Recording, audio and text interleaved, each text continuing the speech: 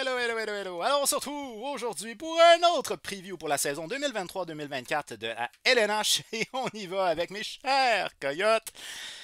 Le temps est très maussade du côté de l'Arizona. Ça a été une année qui a été une année laborieuse. On commence rien de moins que 9 défaites pour partir la saison du côté de l'Arizona. Ça a été pénible. Et bien évidemment, du côté des Coyotes, il y a énormément de choses extérieures du hockey à proprement dit qui retiennent l'attention et qui dérangent. Puisque, comme vous le savez, les Coyotes ont évolué pour une belle saison dans le Mullet Arena, un aréna qui est en fait un aréna de type universitaire. Ils ont joué une très longue séquence à l'extérieur, une longue séquence à l'intérieur, donc leur calendrier était fucké cette année. Donc c'est une organisation qui vit beaucoup de hauts et de bas. Il y a énormément d'instabilité dans cette organisation-là et on essaye de bâtir quelque chose pour l'avenir parce que du côté de Bill Armstrong, quand on est arrivé, on a un mandat clair. Et le mandat clair, c'était on veut créer une identité d'équipe, on veut créer un caractère à cette équipe-là. C'est la raison pour laquelle on a embauché l'entraîneur québécois André Tourigny. Ben, québécois ou ontarien, je ne sais pas trop d'où il vient en fait. Assurément, il parle français. André Tourigny. Et André Tourigny a pour mission d'encadrer les jeunes et de créer une identité de travailleur du côté de l'Arizona. Et pour le moment, on peut dire que c'est mission accomplie parce que son organisation, malgré le fait que c'est clairement pas l'organisation sur papier qui a le plus de talent, c'est une organisation qui s'est battue tout au cours de la saison, mais qui en ont échappé une capule. On pense entre autres, oui, au début de la saison où on a eu 9 défaites d'affilée qui a été plutôt difficile, mais au mois de janvier, on a eu une affaire comme genre 13 défaites. Puis, non, 12 défaites, 3 victoires, quelque chose comme ça. Ça a été désastreux au mois de janvier du côté de l'Arizona. On a eu 2 fois dans toute la saison des séquences de 9 défaites d'affilée. Fait que ça a été difficile du côté des Coyotes de l'Arizona. Mais comme je dis, beaucoup d'instabilité. Il y a des gars qui sont des faux nouveaux. Pour ceux qui ne sont pas habitués à mon code de couleur, donc ceux qui sont écrits en rouge, c'est des nouveaux joueurs dans l'organisation. Mais il y en a là-dedans que c'est des faux nouveaux joueurs parce que c'est des gars qui reviennent en Arizona. Ils ont été échangés à la date limite et ils reviennent. Dans certains cas, c'est vraiment des nouveaux joueurs qu'on a du côté de l'Arizona. Ce que je peux dire, c'est que pour l'instant, c'est peut-être difficile, mais il y a beaucoup de jeunes dans cette organisation-là et ça va vers l'avenir. Et c'est là où c'est intéressant, puisque grâce à l'identité qu'on a créée alentour de cette organisation-là, grâce au caractère qu'on a développé, on a réussi à prolonger notre entraîneur-chef André Tourigny ainsi que ses assistants parce que, tenez-le vous pour dit, André Tourigny ne voulait pas rester si ses assistants ne restaient pas. Fait que bref, il reste pour encore quelques années. Alors, on crée quelque chose de stable. Et ce quelque chose de stable-là a amené le très spectaculaire Logan Cooley, qui est probablement le meilleur espoir de l'organisation, à finalement accepter de signer un contrat professionnel pour jouer cette année auprès de la LNH, alors qu'il avait laissé planer le doute de manière très insistante, je dirais, qu'il voulait retourner jouer au niveau de la NCAA l'année prochaine. Alors, il a aimé le vibe qu'il y avait dans l'organisation, puis la direction que l'organisation prenait, puis il a décidé de signer son contrat. Et ça, c'est très intéressant parce que si on veut avoir une équipe qui est spectaculaire, ben on a besoin de joueurs spectaculaires comme Logan Cooley. On va revenir avec lui. Donc, pour la saison 2022-23, ben, bon, Bill Armstrong, qui a été directeur général, il a fait comme un plein de choix. On a eu beaucoup de choix dernièrement. On avait eu comme une transaction avec Oliver Ekman-Larsson qui nous a permis d'avoir un choix de première ronde. On avait été chercher Gunther. Sinon, l'année passée, ben, pas le dernier repêchage, l'autre d'avant. On avait 3 choix en première ronde. Là, on avait, je pense, 2 choix en première ronde cette année. Bref, on a eu quand même beaucoup de choix de première ronde dernièrement. Fait qu'on on essaie vraiment de bâtir une organisation pour l'avenir du côté de l'Arizona. L'année passée, c'est 28 victoires, 40 défaites, 14 défaites en prolongation. C'est donc 54 défaites pour 28 victoires. C'est pas par jeu, on va se le dire. Mais c'était quand même difficile pour les organisations de jouer au Mullet Arena. Là, il y a du monde qui dit ouais, mais c'est parce que leur vestiaire il était de l'autre bord. Bon, ok, c'est compliqué concernant la patinoire. Les vestiaires extérieurs sont effectivement vraiment à l'extérieur. Fait que faut qu'ils marchent un peu sous le soleil. Mais c'est un détail. Ils peuvent se rendre quand même. Puis la patinoire est quand même une patinoire qui est une patinoire standard. Mettons, on va dire ça comme ça. C'est vraiment pas de baisse. Par contre, les installations de pratique sont exceptionnelles puis sont proches de leur maison. Ça, c'est le fun. OK! 70 points l'année passée du côté des Coyotes de l'Arizona. On a quand même une amélioration assez intéressante comparativement en 2021-22. En 2021-22, c'était 57 points. On avait terminé 32e dans la ligue. Et là, l'année passée, c'est 70 points. On a 27e dans la ligue. Fait qu'il y a quand même une légère amélioration, mais une légère amélioration à peu près à tous les niveaux, là, en termes de moyenne de buts marqués, en termes de moyenne de buts encaissés. Fait qu'on monte petits pas par petits pas. On a terminé 13e au niveau de la conférence de l'Ouest, on a terminé 27e dans la Ligue nationale. Ça a été une année qui a été compliquée, qui a été longue, mais qui a eu quand même des éléments très positifs, dont entre autres le joueur vedette Clayton Keller. Si tu demandes à un hockey fan moyen de nommer un joueur du côté de l'Arizona, il va te dire Clayton Keller. 37 buts pour Clayton Keller l'année passée. On a avoisiné les 40 buts. Franchement, je pense pas.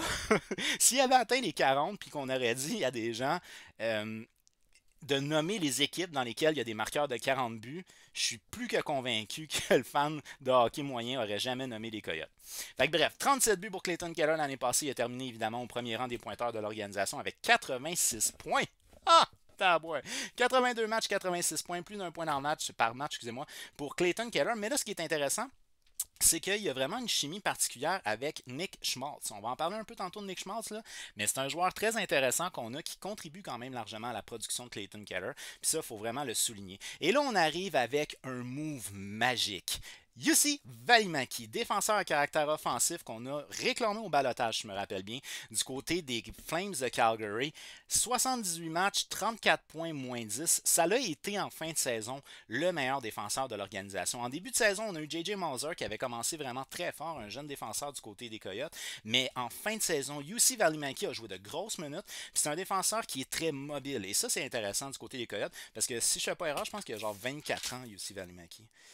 Ouais, exact, 24 ans, donc mi-vingtaine, fait qu'on peut bâtir quand même sur quelque chose d'intéressant. Il va être agent libre avec restriction à la fin de son contrat. Maintenant, je vous invite aux espoirs du alacoupe.ca, donc vous pouvez vous rendre sur le alacoupe.ca afin d'avoir plus de détails sur les différents espoirs qui peuvent atteindre la LNH, peut-être même dès cette saison.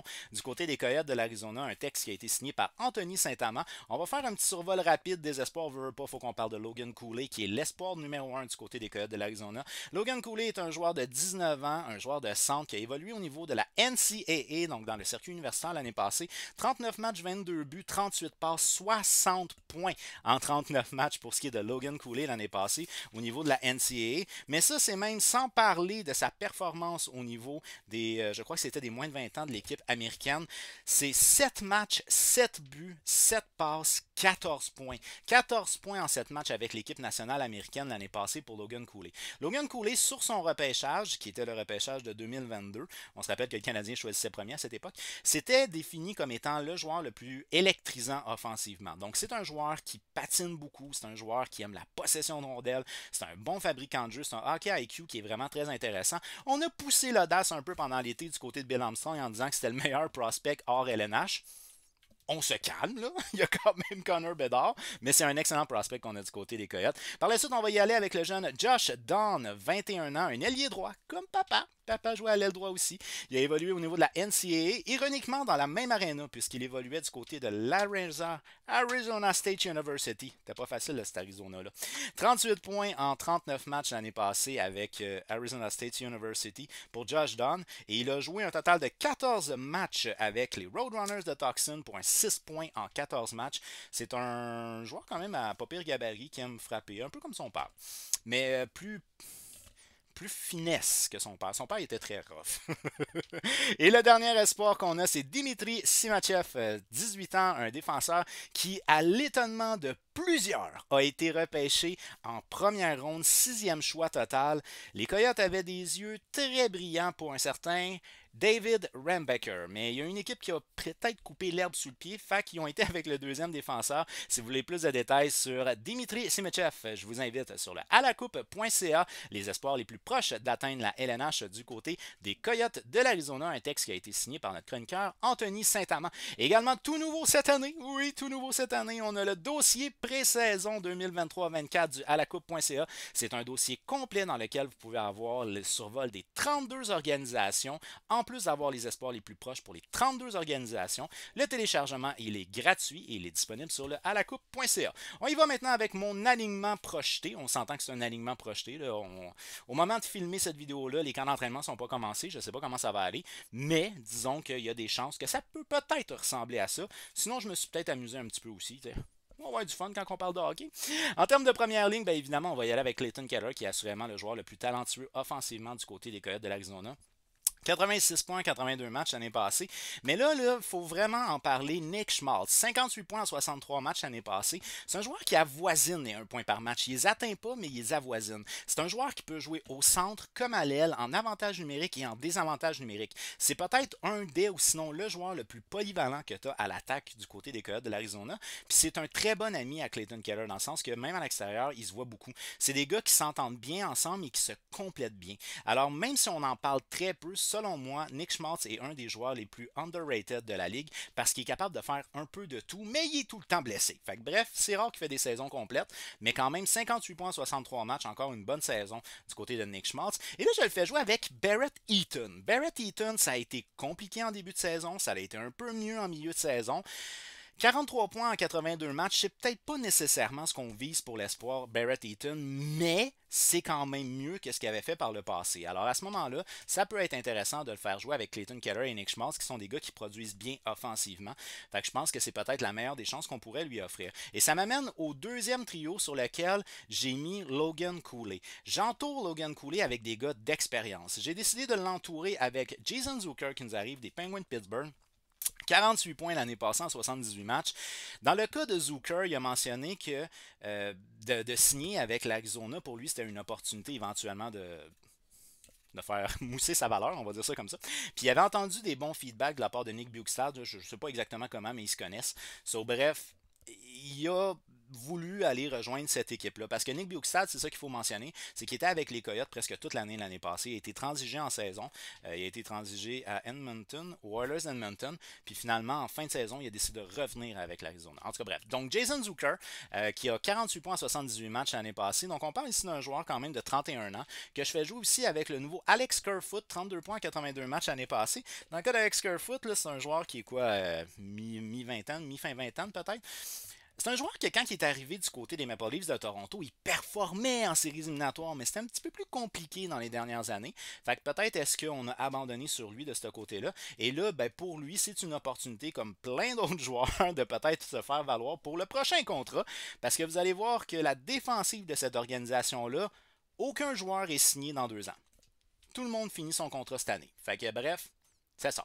Donc, on y va avec Jason Zucker, Alex Kerfoot et je fais jouer au centre Logan Cooley, qui risque d'être tout un spectacle à voir. C'est un gars qui, en termes de possession de rondelles, il adore la possession de rondelles. Quand on avait eu la chance de recevoir Maverick Lamoureux sur le podcast à la coupe, il nous avait parlé de quoi avait de l'air Logan Cooley sur la patinoire et il a dit qu'il était fabuleux à voir jouer. Donc, bref, c'est un gars qui risque d'être très intéressant à voir jouer. On parle pas d'un gars de grosse corpulence, mais c'est un gars qui est surtout étincelant au niveau de son jeu. En termes de troisième ligne, on va y aller avec le jeune Mathias Maccelli l'année passée. 49 points en 64 matchs pour ce qui est de Mathias Maccelli. Ce qu'il faut mentionner, c'est que Mathias Maccelli, c'est aussi un petit joueur qui aime créer des choses, qui aime patiner avec la rondelle.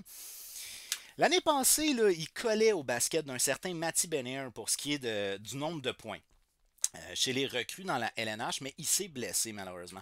Mais en termes de ratio points par match, c'est plus que respectable, 49 points en 64 matchs pour ce qui est de Mathias Maccelli. Fait que c'est un joueur qu'on va développer du côté de l'Arizona, 22 ans seulement pour lui. C'est intéressant. Avec Logan Cooley, c'est deux jeunes intéressants, très créatifs offensivement. On fait jouer avec le très petit Nick Bjugstad, je pense qu'il mesure genre 6 pieds 6, ça en est ridicule. 29 points en 78 matchs, un retour en Arizona pour ce qui est de Nick Bjugstad, parce que comme je vous ai dit, il s'est fait échanger aux Oilers d'Edmonton en saison l'année passée, mais il est revenu avec l'Arizona parce qu'il avait bien aimé son expérience. Par la suite, on a Lawson Krause, 45 points en 77 matchs l'année passée. Un joueur qui est capable de frapper, mais qui est capable de produire aussi offensivement. Donc, c'est pas nécessairement le plus grand talent offensif, mais il peut quand même amener sa contribution. Du côté des Coyotes, assurément, il va falloir qu'on tire plus souvent. Ça, c'est sûr et certain, parce que c'était une des, ou sinon, je pense que c'est la dernière équipe en termes de moyenne de tir par match. En moyenne de tir accordé, son 30e, je pense, puis en moyenne de tir fait, son 32e, ou de quoi de même, genre. Fait qu'il faut qu'on tire plus du côté de l'Arizona, ça c'est sûr et certain. En termes de quatrième ligne, on y va avec Travis Boyd, de 34 points en 82 matchs l'année passée. Encore là, le petit Jack McBain qui mesure 6 pieds 4. Lui, il a fait son entrée, disons, en tout cas, une saison complète dans la LNH. 26 points en 82 matchs l'année passée. C'est un joueur qui frappe. On a Liam O'Brien aussi là, du côté de l'Arizona qui frappe. Fait que c'est un joueur qui frappe. Et on ferme le tout avec le jeune Dylan Gunter, 15 points en 33 matchs l'année passée. Je le mets sur ma quatrième ligne. Pourquoi? Parce que Dylan Gunter, l'année passée, on a fait un beau speech en début de saison, comme quoi, dans le vestiaire, il appelle ses parents, tu commences dans la LNH. Il était content. Puis finalement, ben, il va aller jouer à l'international. Après ça, il va aller jouer au niveau junior. Puis je vous avouerai que la Coupe mémoriale niveau junior pour ce qui est de Dylan Gunter n'a peut-être pas été à la hauteur des attentes. Alors, c'est ce qui fait que dans son camp d'entraînement, il va devoir se prouver, ça c'est sûr et certain.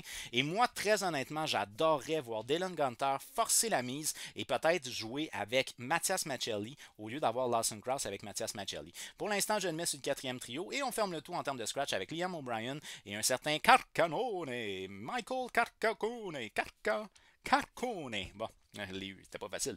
C'est 3 points en 9 matchs l'année passée pour ce qui est de Carcone. C'est bol, la misère! Qui a joué essentiellement dans la Ligue américaine, 85 points en 65 matchs avec les Roadrunners de Tucson l'année passée. Là, au niveau des défenseurs, c'est là où ça se complique un peu, je vous explique. Première des choses, on a des défenseurs qui sont jeunes, donc on a Valimaki qui a 24 ans, JJ Mauser qui a 23 ans, on a Sean Dursey qui a 24 ans. Mais on a aussi beaucoup de défenseurs qui ne sont pas signés l'année prochaine. Ben, en fait, ils sont signés pour la saison qui s'en vient, mais pas l'autre d'après. Fait que tous ces contrats-là finissent en 2024. Évidemment, il y a des contrats qui sont des agents libres avec restriction, les plus jeunes, mais sinon, les plus vieux, c'est des agents libres sans restriction. Fait qu'il y a pas beaucoup de stabilité à prévoir du côté de l'Arizona. Point positif, par contre, c'est notre espoir qui a été longtemps notre espoir numéro 1, Victor Soderstrom à la défensive, qu'au moins il se dit, ben au pire, c'est une année d'attente, mais l'année d'après, j'ai vraiment ma chance. Mais il faut qu'il se prouve. Il faut qu'il se prouve dans la Ligue américaine, ça c'est sûr et certain.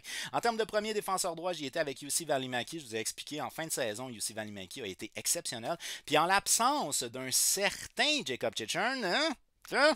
Une petite tabarouette. Lui a décidé qu'il ne voulait pas continuer avec cette organisation-là parce que monsieur veut que l'équipe soit performante là, tout de suite. Fait que, bref, il a été échangé en saison au sénateur de Ottawa. Ça l'a laissé un gros trou en termes de défenseur offensif du côté de l'Arizona. JJ Mauser avait pris le rôle du défenseur offensif, mais ça a été compliqué après le départ de Jacob Chichern. Fait que Jussi Valimaki a saisi l'opportunité et je crois qu'on peut voir des belles choses de lui pour les années à venir du côté de l'Arizona. 34 points en 78 matchs l'année passée que je fais jouer avec Matt Dumba, un défenseur d'expérience qu'on a connu du côté du Minnesota. Ça a déjà été mieux pour Matt Dumba. Dumba qui aurait...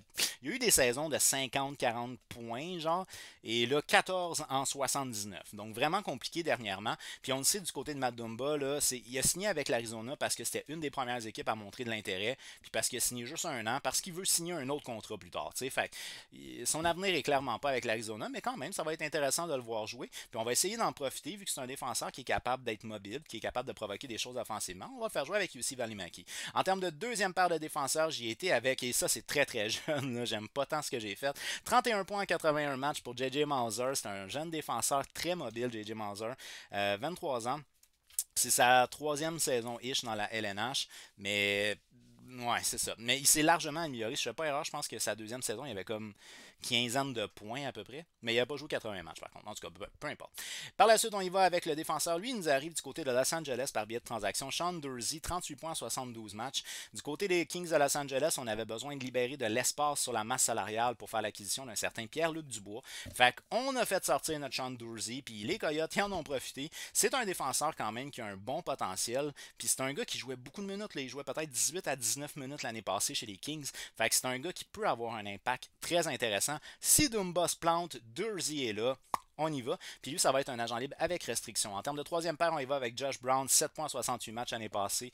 Probablement un 7e-ish, 8e défenseur dans une équipe régulière de la LNH. Et Troy Stecher, he's back. He's back. Parce que lui aussi était avec les Coyotes. Finalement, il avait été échangé. Il avait été avec les Flames de Calgary.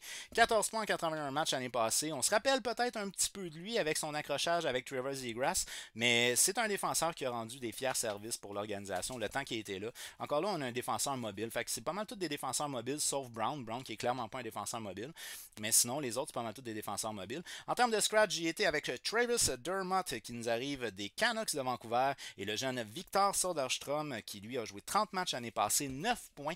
C'est un défenseur qui se veut à caractère offensif et qui peine à s'établir au niveau de la LNH. Il faut qu'il performe plus au niveau de la Ligue américaine pour par la suite vraiment faire sa place dans la LNH. Au niveau des gardiens de but, ben là, je pense que la structure est claire, mais pas nécessairement solide. Mais bon, on a Karel Vejmelka qui est le gardien de but partant du côté des Coyotes. 50 matchs l'année passée, 3.43, 899 en termes d'efficacité. Du côté de Karel Vejmelka, c'est un gars qu'on a été chercher en Europe. Il a quand même relativement bien fait dans la mesure du possible parce qu'il en reçoit du rubber à la gueule. Comme je vous dis, c'est une des pires équipes pour ce qui est des tirs accordés par match. Fait que la job est vraiment pas facile pour les gardiens de but. Fait il a fait de son mieux. Ce que j'aime moins de Karel Vejmelka, c'est que il est performance, je dirais, montagne russe un peu. Il y a des hautes performances, après ça, des courtes performances. Dans le cas de Connor Ingram, qui lui nous arrivait de Nashville, mais là, il reste avec l'organisation, c'est 27 matchs l'année passée, 3.37 en termes de moyenne, 907 d'efficacité. Connor Ingram, je l'ai peut-être préféré parce qu'il était un peu plus stable, mais semble-t-il que c'est un gardien qu'on ne peut pas lui donner trop de charge de travail. Fait probablement Karel Vejmelka va être de retour comme partant. Connor Ingram va être son auxiliaire. Et là, Ivan Prosvetov, 7 matchs l'année passée dans la Ligue nationale, 3.98, 880. C'est un espoir qu'on a du côté des Coyotes. Ça fait une coupe de saison qu'on a hâte qui se démarque avec les Roadrunners, puis ça marche pas. Mais les Coyotes ont repêché un certain Michael Rabal lors du dernier repêchage. Fait qu'on va peut-être avoir un challenger à Prosvetov parce que c'est ça marche pas trop du côté de Prosvetov pour ce qui est de Toxin. Alors, bref, c'est une organisation qui, d'une certaine manière, s'est améliorée, mais on a toujours le fameux instabilité. Là, on n'est pas sûr de ce qui va se passer avec cette organisation-là. La ville de Tempe, qui par voie de référendum a refusé l'accès des Coyotes à un foutu dépotoir. Ils ont préféré garder un dépotoir que de bâtir un quartier de divertissement. Fait que ouch, ça fait mal. L'avenir des Coyotes est vraiment incertain, puis c'est ce qui fait qu'on a beaucoup de joueurs qui vont être des joueurs à soit renouveler l'année prochaine, ou sinon qui vont tomber à agent libre sans restriction. C'est une équipe qui va probablement changer beaucoup dans les prochaines années, mais du côté de Ben Armstrong, ce qu'on veut, c'est mettre un bon produit sur la glace, puis je pense qu'on s'en va dans la bonne voie pour ça. Alors bref, du côté des Coyotes, on a encore beaucoup d'expérience à gagner. On s'est amélioré un petit peu. On est passé de comme 31, je pense, à 27, fait que moi, d'après moi, c'est une équipe qui peut s'améliorer encore un peu, mais pas nécessairement beaucoup. Alors, une équipe qui va peut-être être au gros maximum en milieu de classement, mais sinon encore probablement en bas de classement. Et d'après moi, c'est une organisation qui ne fera pas les séries. Encore une fois cette année, bâtard! Alors, d'après vous, les Coyotes de l'Arizona, est-ce que c'est une organisation qui va finir dans, mettons, les 5 pires équipes de la Ligue? Est-ce que d'après vous, c'est une équipe qui peut aspirer à faire les séries éliminatoires? Vous êtes optimiste si c'est le cas. Mais en tout cas, bref, faites-le moi savoir au travers des commentaires. Alors, je vous donne rendez-vous sur le alacoupe.ca pour avoir plus de détails sur nos espoirs qui sont proches d'atteindre la LNH chez les Coyotes de l'Arizona. Également, je vous invite à télécharger le dossier pré-saison 2023-24 du Alacoupe totalement gratuit. Il est disponible sur le site alacoupe.ca. On n'oublie pas, on fait un petit j'aime à la vidéo, on la partage parce qu'on veut être un maximum de hockey fans pour se jaser de hockey. Et il y a d'autres previews qui s'en viennent. Alors sur ce, on se dit à bientôt!